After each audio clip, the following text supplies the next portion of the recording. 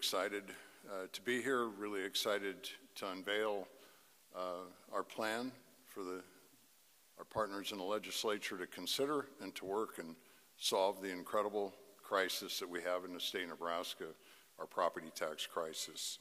I've got a few remarks, but before I go there, maybe first I want to acknowledge my partner, Lieutenant Governor Joe Kelly.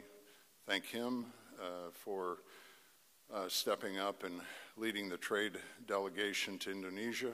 Extraordinarily important. I'm governor for kids, taxes, agriculture, values, and selling our products all over the state for manufacturing, agriculture, and interaction is really important. And so there's lots of important things going on, and my trusted partner, Joe Kelly, is carrying out that delegation, and they're having extraordinary response in Indonesia, and I'm very grateful for that. Pretty confident that when the trade delegation gets back, they're going to wish Joe Kelly was governor. So they're in great hands. I also want to thank Senator Linehan, chair of the Revenue Committee, and Senator Clemens, chair of Appropriations Committee, for being here with me today. And then, needless to say,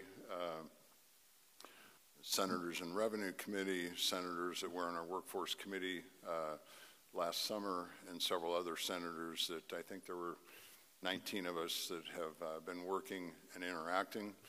This process is just like every other process within government, and working in committees and engaging.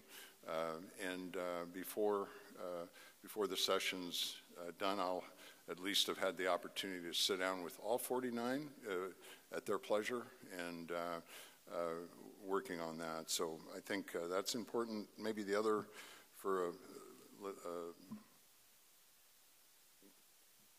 homekeeping place would be that for anybody watching at home, we've got a copy of the plan that can be found on the governor's website at governor-dot.nebraska-dot.gov. So that plan is there, and I think really, really important. And maybe a couple comments that I would like to make. I think that from the time this calling happened to me over 3 years ago, and meeting Nebraskans all across, there's two profound things that were everywhere. Our property tax crisis. How on earth do we solve this property tax crisis, running ranchers off their ranch, running people out of their homes? And then I won't stop talking about it. I'm governor because of kids, taxes, agriculture, values. It's time the state quits quitting on kids. It was astonishing to me when I learned that out of 244 school districts, the state of Nebraska provided no funding to 180 of them. Zero funding. Our constitutional obligation is crystal clear. We, the state, are responsible for educating our children. And so those are a couple things that are really, really important. And I think that the thing that is real important for us to understand is this plan is a net tax decrease plan, and that our tax increase of property taxes are so out of control that you don't even need to own property to be adversely affected. I think that the other thing that's so simple, that sometimes we make this so complicated, but it's so simple.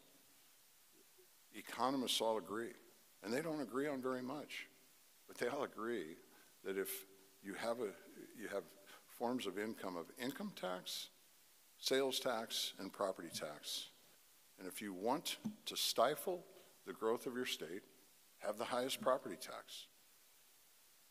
$5.3 billion in property taxes. You can see the chart here and see just how much it's gone up.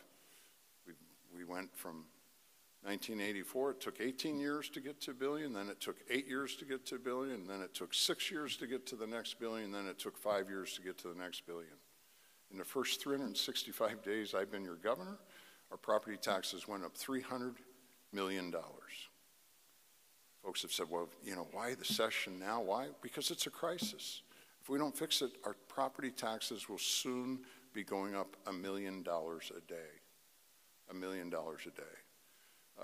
I'm committed, and I know everybody in our legislature is as well,